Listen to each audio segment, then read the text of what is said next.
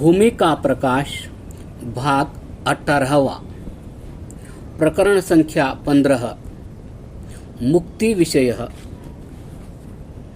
परमेश्वर की उपासना अविद्या आदि 5 क्लेश तथा अधर्माचरण आदि दुष्ट गुणों का निवारण करके शुद्ध विज्ञान और धर्मादि शुभ गुणों के आचरण से आत्मा की उन्नति करके जीव मुक्ति को प्राप्त हो जाता है। उपासना विषय में वर्णित चित्त की 5 वृत्तियों को रोकने और मोक्ष के साधन में नित्य प्रवृत्त रहने से 5 क्लेश नष्ट हो जाते हैं। वे क्लेश ये हैं: अविद्या स्मिता राग द्वेषाभिनिवेशाः पंच क्लेशाः योग दर्शन।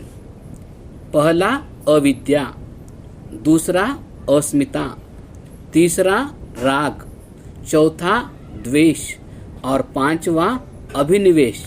ये 5 क्लेश है।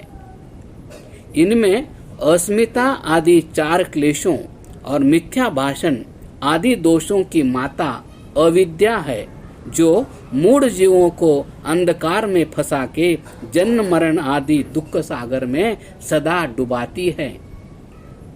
जब विद्वान और धर्मात्मा उपासकों की सत्य विद्या से अविद्या छिन्न भिन्न होके नष्ट हो जाती है, तब जीव मुक्ति को प्राप्त हो जाते हैं। अविद्या के लक्षण ये हैं: अनित्या शुचि दुखानात्मसु नित्य शुचि सुखात्म ख्यातिरविद्या योग दर्शन। अनित्य अर्थात शरीर आदि स्थूल पदार्थ और लोकांतर में नित्य बुद्धि, और जो नित्य अर्थात ईश्वर, जीव और जगत का कारण गुणी है, उनमें अनित्य बुद्धि का होना यह अविद्या का प्रथम भाग है।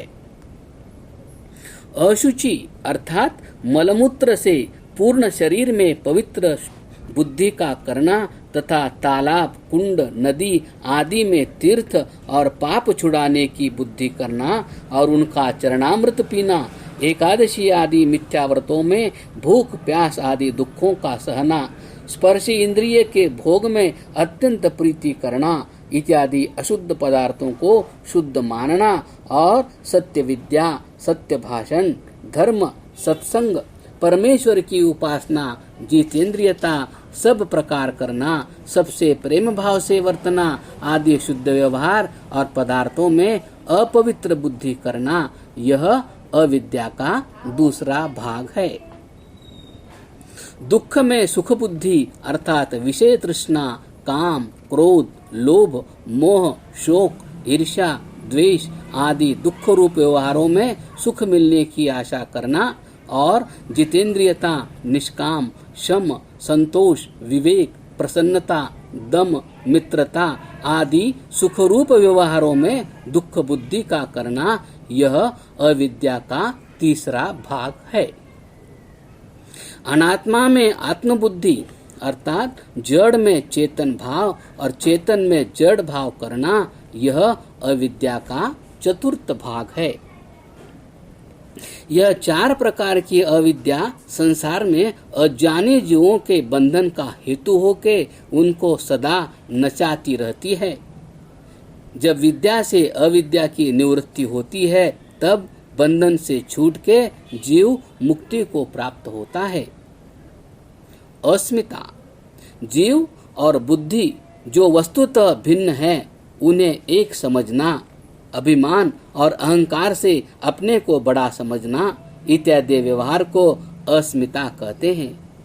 जब सम्यक विज्ञान से अभिमान आदि के नाश से इसकी निवृत्ति हो जाती है, तब गुणों के ग्रहण में रुचि होती है। राग, जो सुख संसार में साक्षात भोगने में आते हैं, उनके संस्कार की स्मृति से जो तृष्णा के लोभ सागर में बहना है, उसका नाम राग है। जब मनुष्य जान लेता है कि सब पदार्थ विनाशी है, तब राग से निवृत्ति हो जाती है। द्वेष, जिस अर्थ का पूर्व अनुभव किया गया हो, उस पर और उसके साधनों पर सदा क्रोध बुद्धि रखना द्वेष कहलाता है। इसकी निवृत्ति भी राग की निवृत्ति होने से ही होती है। अभिनिवेश। सब प्राणियों को नित्य आशा होती है कि हम सदैव शरीर के साथ बने रहें, कभी मरे नहीं। यह आशा पूर्व जन्म के अनुभव से होती है। विद्वान, मूर्ख तथा क्षुद्र जंतुओं में भी मरण भय का निरंतर बना रहना ही अभिनिवेश कहता है।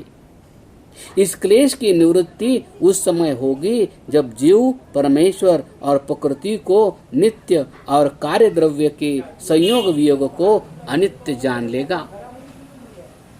जब अविद्यादि क्लेश दूर होके विद्यादि शुभ गुण प्राप्त होते हैं, तब जीव सब बंधनों और दुखों से छूट के मुक्ति को प्राप्त हो जाता है। मोक्ष का स्वरूप। प्रश्न: क्या वह मोक्ष पद कहीं स्थानांतर व पदार्थ विशेष है? क्या वह किसी एक स्थान में है व सर्वत्र है? उत्तर: नहीं। ब्रह्म जो सर्वत्र व्यापक हो रहा है वही मोक्ष पद कहता है और मुक्त पुरुष उसी मोक्ष को प्राप्त होते हैं। यदा सर्वे प्रविदन्ते हृदयस्य ग्रंथयः अथ मर्त्योऽमृतो भवेत्तावदनुशासनम। कठोपनिषद। जब जीव की अविद्या आदि बंधन की सब गांठें छिन्न भिन्न होकर टूट जाती है, तभी वह मुक्ति को प्राप्त होता है। प्रश्न: जब मोक्ष में शरीर और इंद्रियां नहीं रहती, तब वह जीवात्मा व्यवहार को कैसे जानता और देख सकता है? उत्तर: वह जीव शुद्ध इंद्रिय और शुद्ध मन से इन आनंद रूप कामों को देखता और भोगता हुआ उस ब्रह्म में सदा रमण करता है, क्योंकि उसका मन और इंद्रियां प्रकाश स्वरूप हो जाती हैं। प्रश्न: वह मुक्त जीव सब सृष्टि में घूमता है अथवा किसी एक ही स्थान पर बैठा रहता है? उत्तर: जो मुक्त पुरुष होते हैं वे ब्रह्मलोक अर्थात परमेश्वर को प्राप्त होके उसी के आश्रय से रहते हैं। इसी कारण से उनका आना जाना सब लोक लोकांतरों में होता है। उनके लिए कहीं रुकावट नहीं रहती। मुक्ति का मार्ग अत्यंत सूक्ष्म है। उस मार्ग से दुखों के पार ऐसी सुगमता से पहुंच जाते हैं जैसे दृढ़ नौका से समुद्र को तर जाते हैं। यह मोक्ष का मार्ग परमेश्वर के साथ प्रेम करने वालों को प्राप्त होता है। उसी मार्ग से ब्रह्म का जानने वाला तथा शुद्ध स्वरूप और पुण्य का करने वाला मनुष्य मोक्ष सुख को प्राप्त होता है, अन्य प्रकार से नहीं। स नो बंधुर्जनिता स विधाता धामानि वेद भुवनानि विश्वा यत्र देवा अमृतमानशाना तृतीये धामन्नध्यरयन्त। यजुर्वेद। सब मनुष्यों को यह जानना चाहिए कि वह परमेश्वर हमारा बंधु अर्थात दुख का नाश करने वाला, सब सुखों को उत्पन्न और पालन करने वाला है। वही सब कामों को पूर्ण करता और सब लोगों को जानने वाला है। उसी में विद्वान लोग मोक्ष को प्राप्त होके सदा आनंद में रहते हैं। वे तीसरे धाम अर्थात शुद्ध सत्व से युक्त होकर सर्वोत्तम सुख में सदा स्वच्छंदता से रमण करते हैं। प्रकरण संख्या 15 मुक्ति विषय समाप्त।